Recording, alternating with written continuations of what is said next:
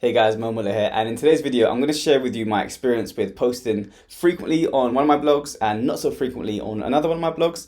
And we're going to see if there's any truth in the fact that posting more regularly will get you more traffic. So by the end of today's video, you should know and have a really good idea of the exact amount of posts to add to your blog on a regular basis. Let's get into today's video. Now, most experts will probably recommend that you probably post between 2 to 4 times a week. And in general, that's a good round figure that everyone can use and probably do to see traction on their websites. However, I would probably disagree. And I'm going to explain to you in this very short video why that is. So ensure you stick with me to the end to see my exact reasoning. So for me, before we even decide how many posts we're going to upload and create on a weekly or daily basis, it's important to understand what we're trying to achieve. Now, as niche site owners, we are obviously trying to create more traffic via organic search.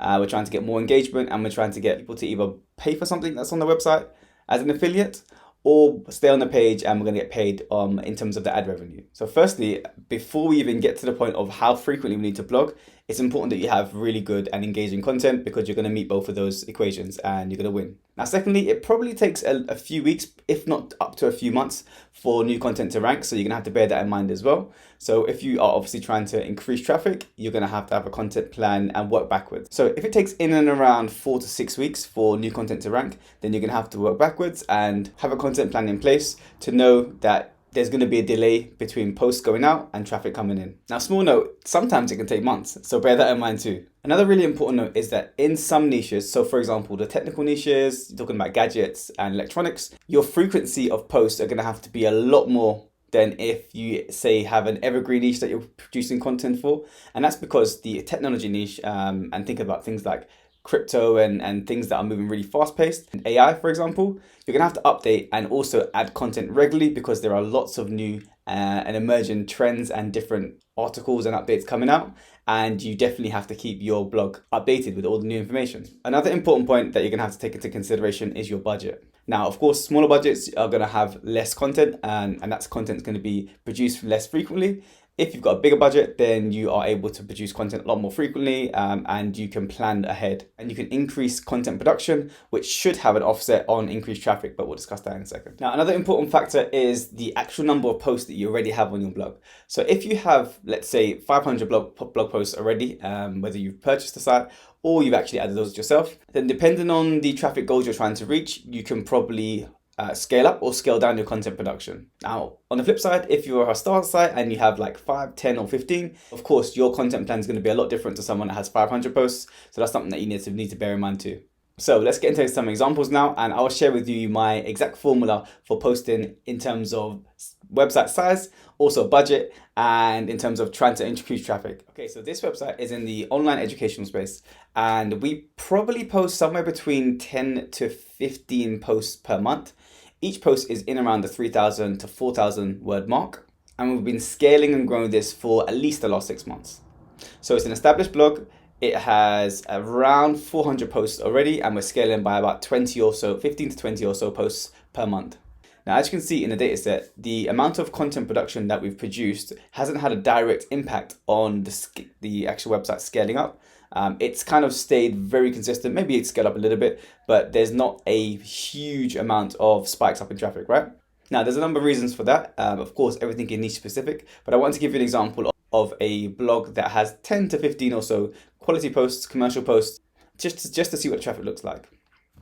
Now, this is another website dataset. It's in the pet space, and we've been probably scaling up content for the last 6 months.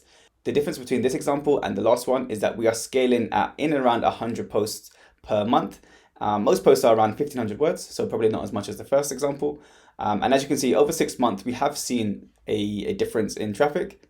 It's scaled up quite significantly. These are low competition, low search volume keywords that we've decided to build out a really big silo in, and this is the effect of that. So just to summarize, it's an established site. It has in and around 700 posts, so quite a lot of posts considering. But again, for this particular project, we had a bigger budget. Now, lastly, this is a website that is more of a starter site. So it's one of the smaller ones in my portfolio.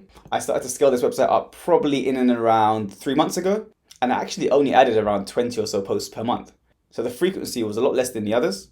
This time we actually decided to go for medium competition keywords with medium search volume, a lower content and blog post production.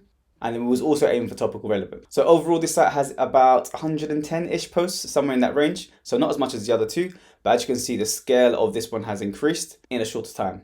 So here's a sweet spot. It really depends. And it depends on your content production budget and also what you're trying to achieve in terms of traffic. If you have a starter site, you probably do need to have quite a lot of content produced in a frequent way. So in and around 15 to 20 posts I'd recommend for most starter sites for at least the first 6 months. Honestly, I would probably go for a lot more. So in and around 30 to 40 posts for the first at least 6 months. As I've grown websites over the last few years, I've seen lots more scale with websites that I've added lots more posts at the beginning. As opposed to ones that I've probably left and haven't posted as frequently. Now, if you have a more established site, it's got some age behind it and it's got lots of posts already, so in and around the 100 mark or plus, then you probably can reduce your production amount to somewhere in the 10 to 15 range per month. Of course, it's going to depend if it's commercial against informational, because as commercial posts usually take a little bit more time to produce. But for me, especially with the portfolio of sites that I have and also the portfolio of sites that I run for my clients, 10 to 15 range seem to be like a really good sweet spot, as you have enough for you to consistently create new content and see new traffic coming in, but not too much that you're spending too much money and possibly neglecting other important areas of your blog. Now, as I mentioned before in the example, if you do have the budget and you can do somewhere in the 50, 60 or 70 range per month, then that is definitely going to increase your traffic a lot faster than if you didn't have the budget. But here's the important part, and this is what I want to explain right at the end of this video. As long as you update posts that you've already created along with actually creating new posts, that's the winner. And this is the thing that most people either aren't sure of or they're not doing. So the budget that you have for content production should not just go on creating new posts, but it should also go on updating existing posts. Hopefully that's made some sense. If you have a smaller site and you have a smaller budget, then somewhere in the range of 10 to 20-ish posts per month if it's a starter site. And if it's more established and you have, I guess, a bit more of a settled budget, but you're not looking to spend too much, again, somewhere in the 10 to 20 range per month. If you've got a massive budget and you really want to push organic search and you want to increase traffic, somewhere in the 30 to 40 posts per range seems to work quite well. Anyhow, I hope that's been insightful. If you have any questions or comments, feel free to put them in the comment box below and I'll see you in the next one. Take care.